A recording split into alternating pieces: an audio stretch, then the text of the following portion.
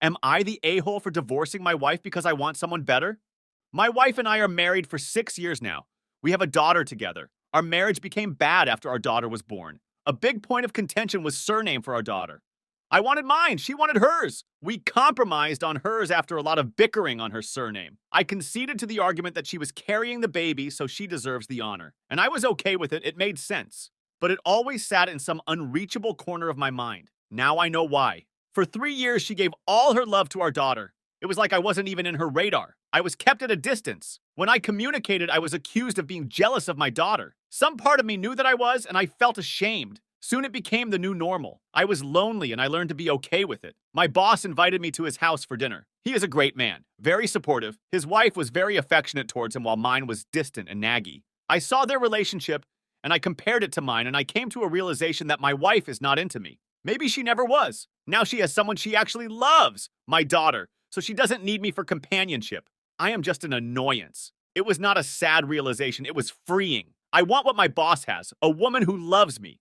That's not my wife. That surname bit came to my mind. My boss's wife is proud to take his last name, to give her children his last name. Mine doesn't feel that pride. I told my wife that I want a divorce. I gave her my reason. I talked about my feelings. She was angry and annoyed. Told me that we have family together and I should grow up, that ups and downs are part of marriage. She said she will try to be better from then on. She tried to give me shit about what I said about surnames, called it chauvinistic. I decided not to argue back. I started the process of divorce and she was served 2 days ago. She was shocked. I've never seen her like that. It was like she couldn't even believe that I was actually divorcing her. In her defense, it all happened in 3 weeks span. She is now trying to make me stop divorce. She said she will take my name and give our daughter my name if that's what I want. She still doesn't get it. Surnames were just symptoms of the bigger problems. She just does not love me enough. I want someone who does. She wants therapy, but I don't see how that will help us in any way. She said our problems can be fixed and not to gamble my life and our daughter's life like that. There is no guarantees. She is not wrong. I am playing a huge gamble with my life. But I do want a woman who can love me like the wife of my boss loves him. I want a better wife than my current wife. Am I the a-hole for revealing my brother's body count to his fiancée? I, 30 female, was out having a girls' night with my little brother's 28 male fiancée, 24 female. They recently got engaged after dating for about a year. I enjoy hanging out with my soon-to-be CL, and this was one of the only times I've hung out with her without my brother in tow. So we were having a ball, and most of us were a bit tipsy, and she started asking me about my marriage and some more intimate questions like, how's it feel to be with one person for the rest of your life and all that jazz? Following this conversation, someone in the group asked everyone how many folks each gal has slept with. I honestly wasn't comfortable with the conversation, but my soon-to-be SIL sort of took hold of the topic and mentioned that her and my brother don't concern themselves with each other's past. Her words were, the past stays in the past, and if he slept with 20 women, what does it matter to her? I agree with her, but this is where I probably messed up. My little brother was somewhat adventurous in his late teens, early 20s. He was a college athlete and in a frat. As we went to the same college and had a lot of mutual friends, this is information that was made aware to me without my wanting TBH. So I know the ballpark of his body count, and it's well over 50 women, probably closer to 100. And my brother confirmed this to me when I asked him if he was being safe with his decisions at that time.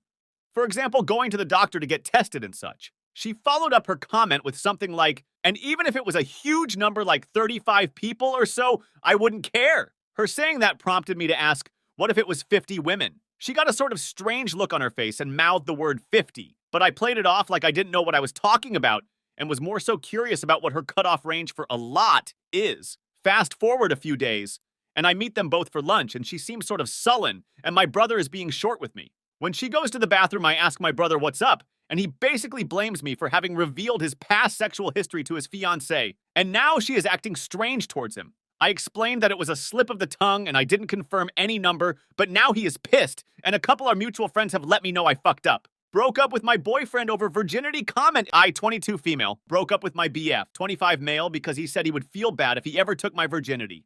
I'm waiting until marriage, and me and him have been dating for about a year. He isn't a virgin, but agreed to practice celibacy because he really wanted to be with me. The other day, he made a really weird comment saying how he would feel bad if he ever had sex with me because he doesn't want to damage me. I took offense to this because I view sex as an act of love, and he seems like he views it as a degrading act done towards me. I told him that his comment made me uncomfortable and upset, and he got extremely defensive, saying that Would you be rather me say I can't wait to fuck you and use you? It was completely bizarre. He's never talked like this before, and it really threw me off guard. I told him from the very beginning that I was waiting until marriage, and he chose to continue pursuing me knowing this. I told him sex wasn't a discussion I would like to have, and to steer clear of it until the time came. He respected that up until this point. I ended up breaking up with him and taking all of my belongings from his apartment. And while I've never experienced it, I do believe sex is a very sacred, intimate, and loving act, and obviously our viewpoints are very different. I date to marry, and I don't see myself marrying a man who thinks or speaks to me like that. He's been blowing up my phone and saying I'm overreacting. He's begging to fix things and talk things out, but I'm refusing to even speak to him. He's saying I'm being crazy and hurting him. Am I the a-hole for ending things so abruptly without talking it through? I just don't think any conversation or apology will fix this situation. Am I the a-hole for feeling uncomfortable with my roommate's girlfriend? Basically, I share a 2-bedroom apartment with a friend of mine from school.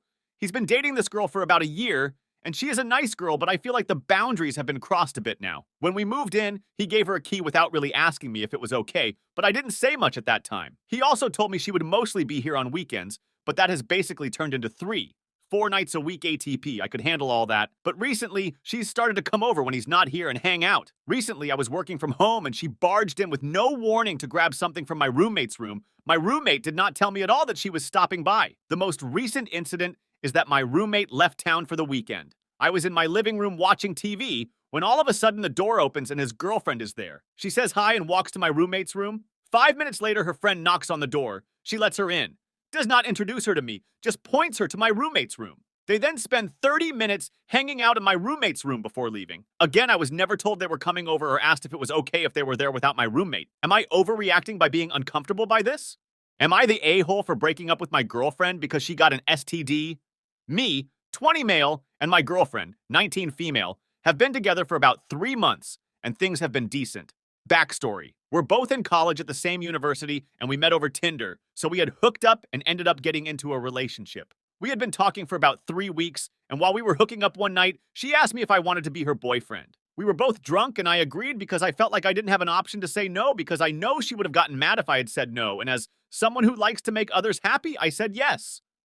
I was not in the mindset or headspace to be in a relationship due to my depression and anxiety, but she made me feel safe and secure in our relationship. I never had a problem with her going out to parties or going to see her friends because I trust her and would never expect her to cheat or even flirt with other guys.